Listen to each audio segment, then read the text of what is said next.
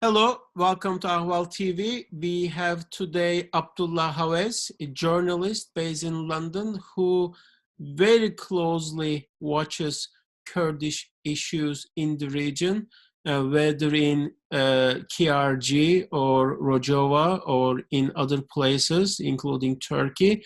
We are very lucky to have you, Abdullah, today. Thank you. Let me go right into my questions. There are lots of questions. We try to keep this short for our viewers.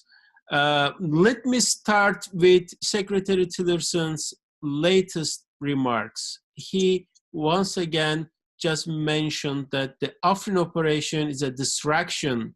He basically repeated the US officials. He talked on the background yesterday and other officials and the State Department remarks. This obviously came after President Erdogan's remarks today.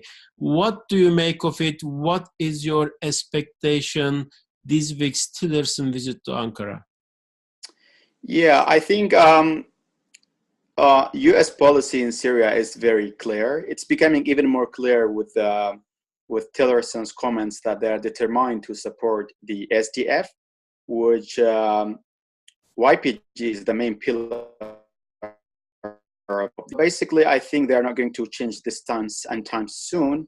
And Tillerson's visit to Ankara would probably not go as planned, I think, because I don't think US is going to give up on supporting YPG, and I don't think Turkey would accept anything less than that, because for Turkey it's a very serious threat, while for US, well, SDF is the only capable force on ground in Syria, and I think for US, SDF is probably the only have to have some influence in Syria, because as we know, otherwise US doesn't really have any other like means of influencing the situation in Syria in the way they want.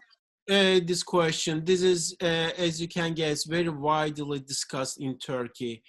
There is Turkey, 80 million people. Right. It's a NATO member, ally of US. Why align with Turkey to go after ISIS or other problems in the region, but instead choosing to go with Syrian Kurds who do not even have a state, do not even have a stable place? Why the US is choosing Syrian Kurds over Turkey? I don't think it's like choosing.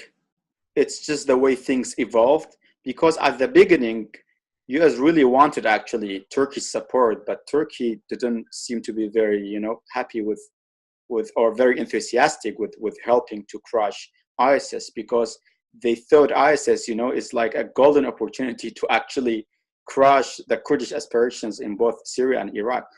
So for them, they were like, let's just leave them to see what will happen. But when they saw that the things didn't go the direction they wanted, then they started to change the plan. So I think at the beginning, US really wanted Turkish help. He wasn't as enthusiastic about helping. And then when they found YPG as the partner, and they thought how determined they are in fighting and how well they are in fighting, they were, I think, very happy to find them. So now for US, it's both about interest and moral obligation to support YPG. I think if they just withdraw the support, it would be a huge embarrassment for US, and it's something, almost impossible right now to happen. But I think there should be like a middle ground for both actors, and I think both Turkey and US should find a third way to cooperate. Otherwise, I think things would get worse, and I don't think the region would be able to handle such a collusion between US and Turkey in a place like Syria. How Afrin operation is going? It is going to be almost a month end of this week. Do you think Turkey has achieved what it wanted, or what is your expectation also going forward there? I think the operation in Afrin is going very slowly, unlike what President Erdogan expected. And I think Turkey and their allies, the FSA allies, are facing very tough resistance from YPG. And given that YPG are managing to reinforce their forces through the Assad Road from Manbij, they have been capable of actually resisting Turkey so far. But I think from what I'm seeing, Turkey right now doesn't want to go to the city center of Afrin, but they are trying, for now at least, to link between the Euphrates Shield areas and Idlib. So somehow they are trying to build a build from northern Afrin to the western Afrin all the way to Idlib. But even this is going very slowly, given that the terrain in this area is very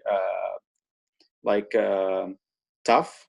So, but I think for now, this is what Turkey wants to achieve, just building a build from, or creating a build from Euphrates Shield to Idlib. I see.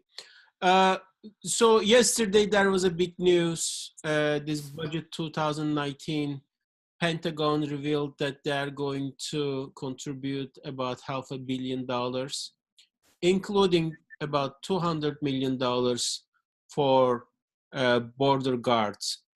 First question, what do you make of this $500 million? Second question, just a couple of weeks ago, Secretary Tillerson said, the U.S. has no intention to create or help border guards. Now we see $200 million to, equip and train border guards. How to explain these differences in position? I think the Tillerson remarks were mostly to calm Turkey down. It wasn't really to say that they are not doing it, because they have been telling some other stuff that they didn't really go the way. For example, in Manbij, they said, we are not going to Manbij, we are not going to Western Euphrates. They did go there. And then they said, well, we went, but then YPG would leave. YPG didn't really leave. So these remarks are mostly to calm Turkey down, actually. But I think, US is determined, as we have seen in the budget, that they are determined to create this border guard. And I think it's very important for them and very important for Iraq as well, because this border was an issue, and it was in these areas where ISIS have been recreating themselves and re-emerging. So I think this border area project is important for US. And in a way, it's also important for Iraq, not only for SDF. So I think it's something that US will go ahead with it. So how about $500 million? It is enough? It is big sum? It is small? What do you make of it? So the $500 million, from what I have read, it's not very clear if all of it going to SDF or some of it, because according to the document I have read, it says to vetted Syrian opposition. I'm not aware of any other vetted Syrian opposition, but things may change because, as we know, this is for 2019. So I don't know what's this US plan, but it seems to be most of it goes to the SDF, and it shows that actually US is very determined to go ahead and continue the support for SDF, whether Turkey likes it or not. My last two questions. Some of the American regional experts as well, but a lot of people in Turkey, making this parallel, especially Turkish officials, since they're not here, I need to ask on behalf of their position. I'm asking this question. They argue that the YPG SDF is connected to PKK, and how the US government would feel if we go and help some groups connected to Al-Qaeda in south border of US. Do you think this argument has any validity? Yeah, this is a very good question, and here's my view on this. So I do think I agree that YPG or SDF do have links with PKK. I think for anybody who's observing the situation in Syria, it's something very clear. It's not even something to. I think this is a very basic thing. It's not even something to argue, to be honest. But this is where we are arguing about these basic stuff.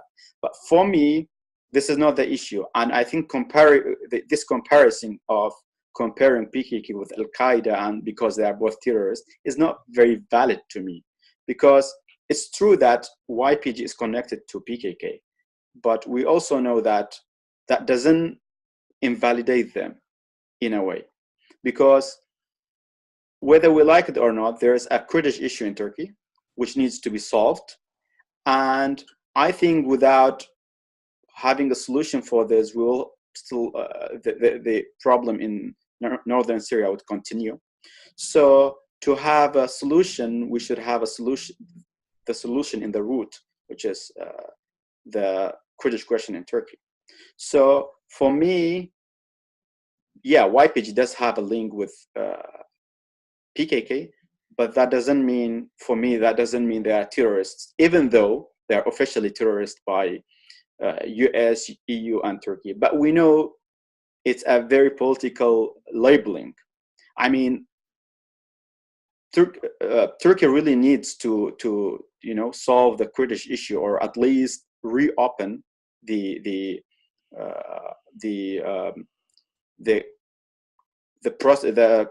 solution for the Kurdish process that they started a few years ago. Then Erdogan, for political reasons, stopped it. I think Turkey doesn't handle Erdogan's political maneuvering, to be honest, because Kurds are they are at least 20% of the Turkish population. So you cannot deprive their ethnic rights for your political gaining, because Turkey really doesn't handle this. I think Kurds in Turkey, unlike elsewhere, like in Syria or Iraq, they don't need independence or any such thing, because they are very well integrated to the Turkish state. But they do need to have their ethnic rights, including teaching in Kurdish, including having the ability to have political rights. I mean, for example, see with HDP, even though they are not fully Kurdish, there are a lot of leftist Turks who are active within the HDP. Every day we are hearing some of their members are getting getting arrested. This is not how you solve the Kurdish issue. Of course, I'm not saying PKK is the sole representative of Kurds in Turkey, but whether we like it or not, they represent a large portion of Kurds in Turkey. And we do really need to solve this issue to also solve the relations between Kurds in Syria, or YPG, with Turkey. So this is how I see the link. And as you suggested, just a couple of years ago, the leader of PYD came to Ankara many times with red carpet, and those are the times the Turkish government was not calling them terrorists, were looking for ways to have an alliance with them, and somehow everything was broken. My last question, how the other Kurds in the region, whether in KRG or Iran or others, viewing the Afrin operation right now? I think Kurds increasingly are in support of YPG in Afrin. And surprisingly, even pro-Barzani people like KDP and others are becoming more and more supportive, because they do really see that the Turkish operation is intending to suppress a Kurdish region. It's not only YPG for them. And I don't think the President Erdogan's remarks did help, because at the beginning of the operations, he was saying, yeah, the majority of Afrin is Arab, which is actually factually incorrect, because even historically, the majority of Afrin has been Kurdish. So such remarks didn't help, and I don't think for any Kurd it's acceptable.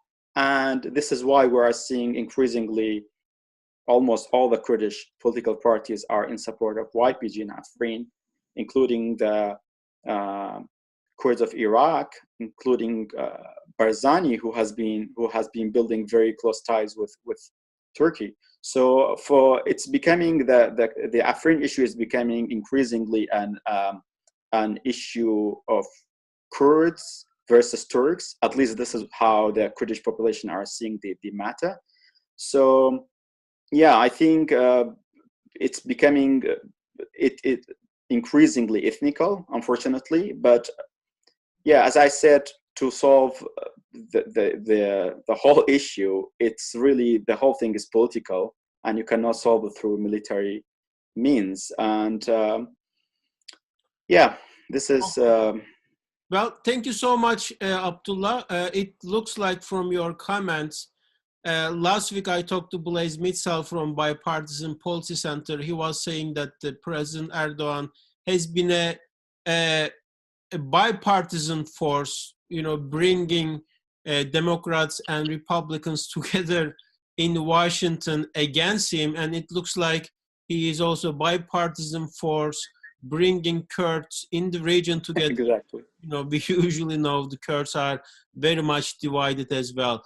Thank you again for your time. We really appreciated your expertise, especially your very close watch on Twitter is very valuable, and we invite all readers to follow Abdulla Hawez on Twitter as well. He is very valuable contributor to the issues, Kurdish issues and regional issues. Thank you so much again for coming on today.